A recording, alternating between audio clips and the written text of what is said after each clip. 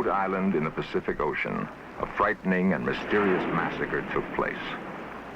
A race of stone giants carved 1,000 years ago guard the shore in silence, as if unable to endure what they have witnessed. The clues to the mystery remain locked behind mute lips. There is no voice to tell who carved the giants and why hundreds of them were destroyed in the Easter Island Massacre.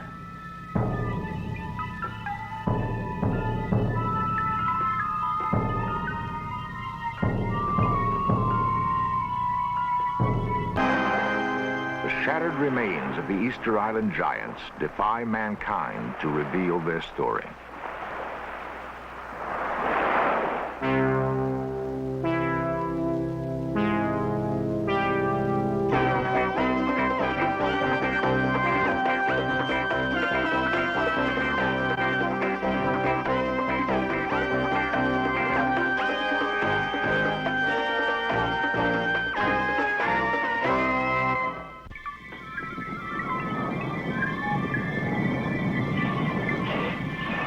In the beginning of time, legends tell us, land and sea were at war with each other. The crust of the earth exploded in fury and sent molten lava boiling into the sea. The lava cooled and hardened into black rock. Eons ago, an island was born, forged in agony and cursed with a destiny that hangs over it to this day. It is Easter Island, a jagged speck of land on the endless seas halfway between the coast of South America and Tahiti.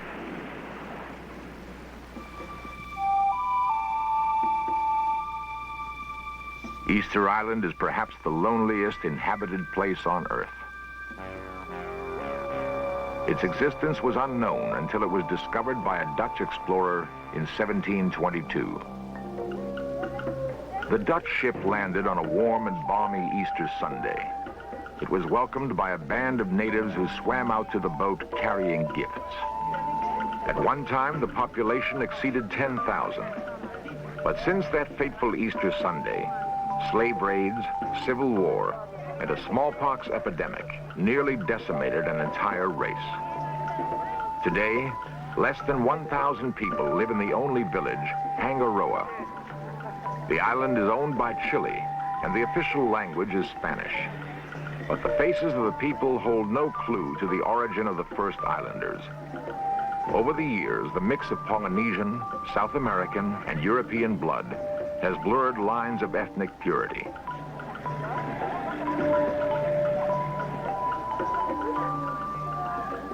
It was on Easter Island that mankind had one of its most curious ideas. No one knows who had it or why. But the inhabitants of that lonely island undertook what is perhaps one of the most amazing engineering projects of ancient time. They did not build pyramids or tombs. Instead, they carved colossal stone idols in the likeness of man. The stone figures of Easter Island are so massive, their size is difficult to grasp. Standing beside them, a person becomes as small as a fly speck. Statues range between 30 to 80 tons of solid volcanic rock. A small one is equal to the weight of 1,000 men and stands as tall as a 2-story house.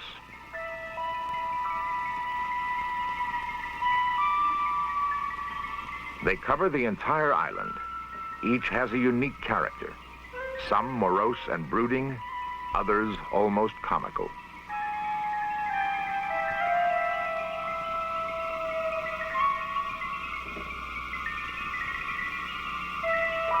The mysteries that surround the giants begin with the question of why the islanders created so many of these enormous idols. It is as if their fear of life was so terrifying, they needed a multitude of gods to protect them.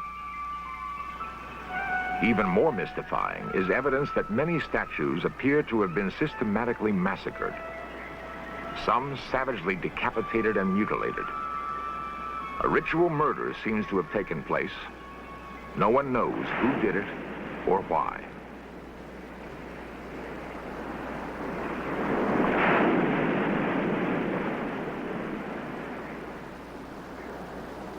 The search for answers begins in the quarry, the crater of an extinct volcano, Rano Raraku, a dark and forbidding womb. There are enough questions here to intrigue an army of scientists and fill a bank of computers. But only a handful of men have pursued the quest. Foremost in the search is Dr. Edmundo Edwards, a Chilean archaeologist who has spent the last 10 years probing the riddle of the statues. 500 years ago, the quarry rang with the blows of hammers and the rhythmic chanting of workers chipping stone.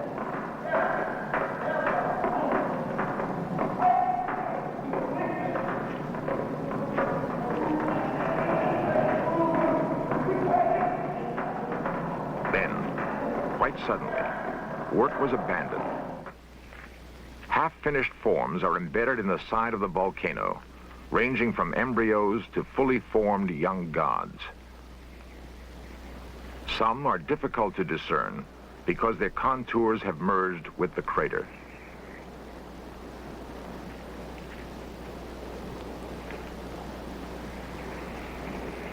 Work was stopped so suddenly that the presence of the workers can still be felt.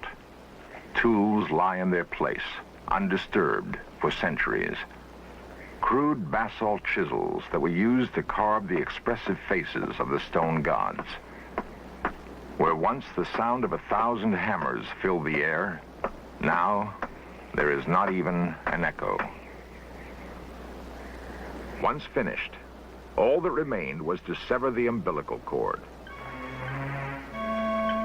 An elaborate pulley system lowered the statues from the mouth of the volcano down the slope. Here, the monoliths were free to begin their lumbering march to the sea. Ancient legend has it that the stone gods were endowed with a supernatural power called mana, a power that enabled them to walk from the volcanic quarry to the sea. There they stopped, each in its place, and turned their backs to the sea so they could cast their mana over the land. The mana emanated through the eyes. The last ritual act of the carvers was to open the stone lids so the mana could escape. At one time, open-air temples lined the coast. Then, all the statues with open eyes were smashed and desecrated.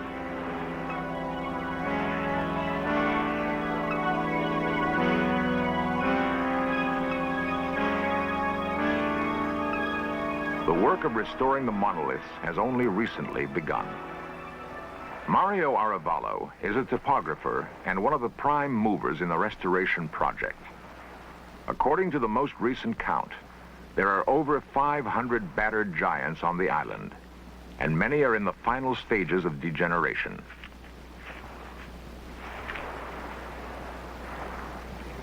Mario and archaeologist Edmundo Edwards wage a desperate battle to stave off the effects of erosion. The work involves the painstaking process of plotting the position and alignment of each statue. So far, only 12 have been restored because there isn't enough manpower or machinery to save more. Somehow, the statues were transported across 20 miles of rough terrain to the sea. No evidence remains of how the engineering feat was accomplished. But a primitive boat rolling method, still used by local fishermen, provides a glimmering of how it was done. The theory holds that the statues were rolled over miles of wooden skids to the beach. If true, this is one of the earliest uses of rollers known to man.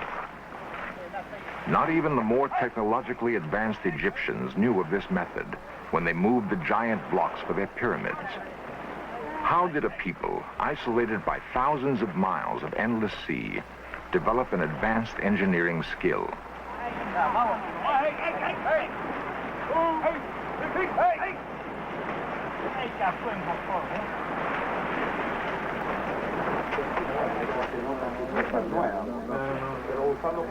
The riddle of how the statues were moved has challenged many men to come up with a concrete solution.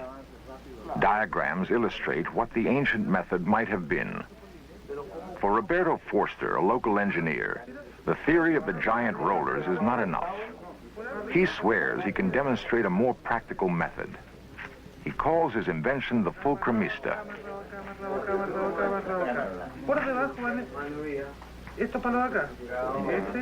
As in the seesaw, the principle of the fulcrum is to exert the greatest possible leverage in the lifting of an object.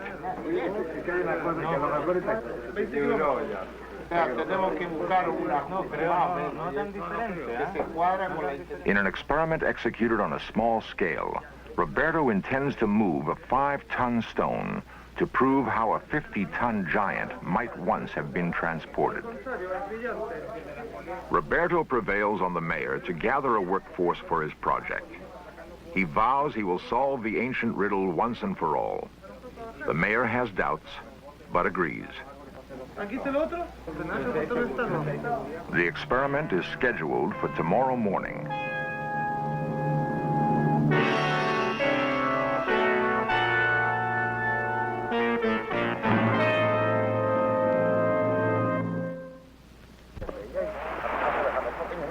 The experiment will be carried out on a small scale.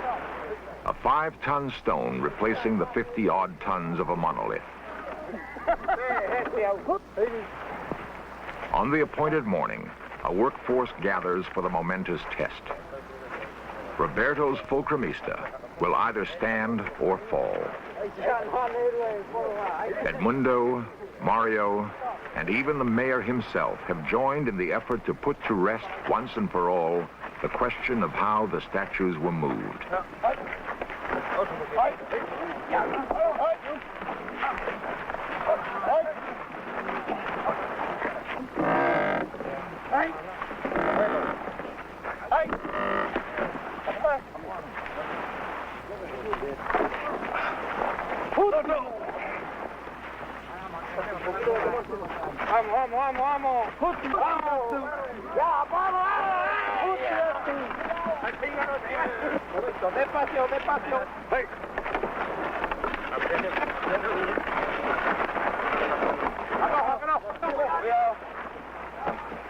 A fiasco.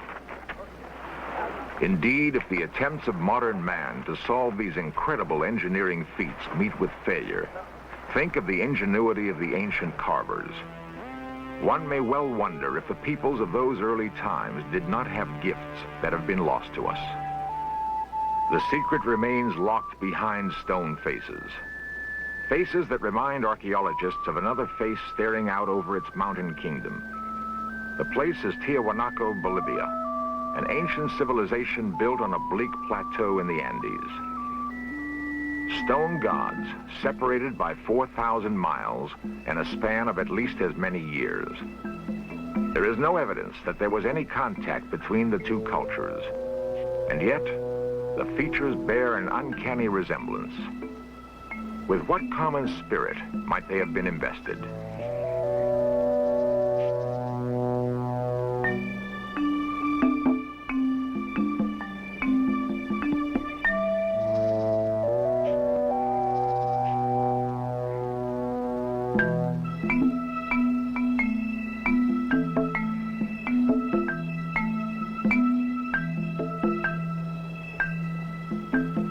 Perhaps one of the 7 written tablets found on the island contain the answer. The pictographs are like those of no language known on Earth.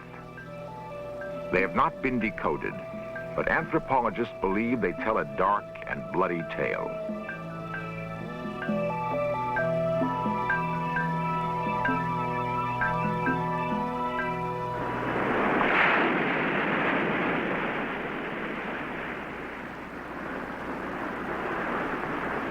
There is evidence that long ago the island was torn by terrible civil strife, with brother pitted against brother.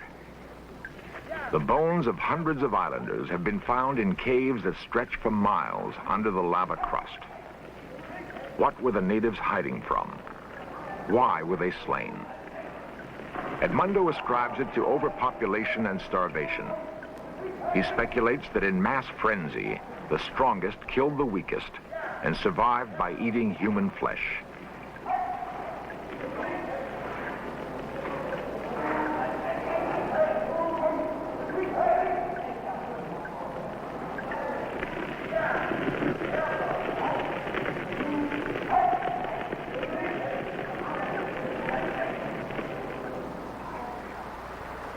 survivors set up the worship of a new god, the Birdman, who dove on his prey from the sky. Folklore has it that on the first day of spring, the strongest men would swim through shark-endangered waters to the tiny island that lies offshore. They would search the crags for the Manutara egg and swim back, carrying the prize in their mouths. The first man back was proclaimed king for 1 year.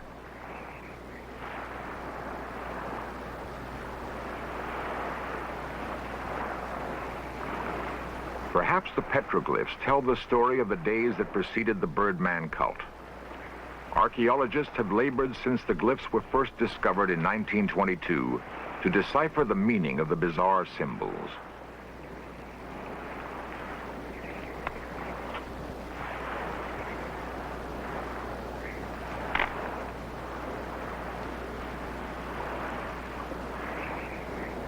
The chalk paint accentuates the designs, but cannot unlock the meaning of the curious etchings. Only a tragic face remains as an emblem of past events. ¿Qué cosa mía?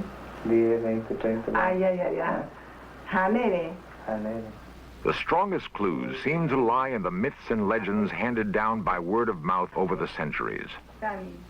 Juanita Huera is a noted linguist who understands many tongues.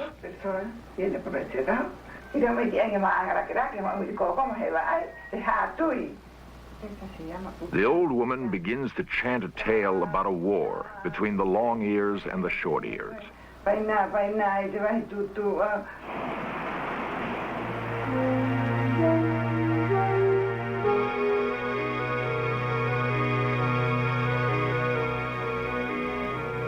Her story bears the epic ring of heroic battles and great conquests. It sounds like a tale out of ancient Greece, a great saga in which the short ears rose from enslavement and in a battle that rumbled like the quaking of the earth, slew every man, woman, and child who had long ears.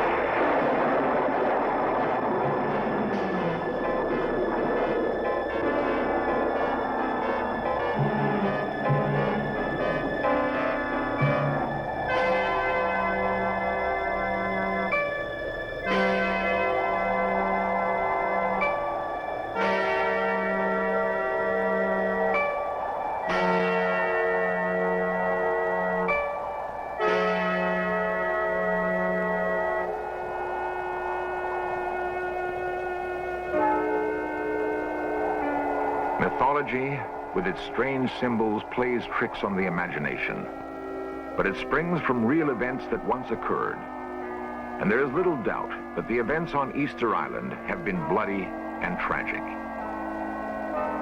The tragedy was matched by the fate of the islanders and provides a final clue to the Easter Island mystery. History records that thousands of natives died under the guns of their conquerors and from the dread diseases brought with them.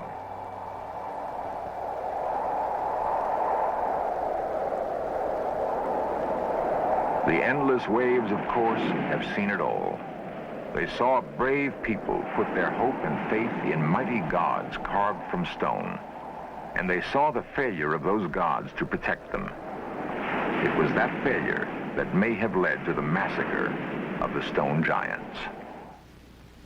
On a remote speck of land in the South Seas, a great civilization flourished and died. The wide-scale destruction of the giants of Easter Island is symbolic of the tragic destiny of a people. It is also testament to the power of faith. A faith that motivated thousands of men to toil relentlessly on stone monoliths. And a faith so strong that when it was lost, it may have driven them to turn against their own gods with a terrible vengeance.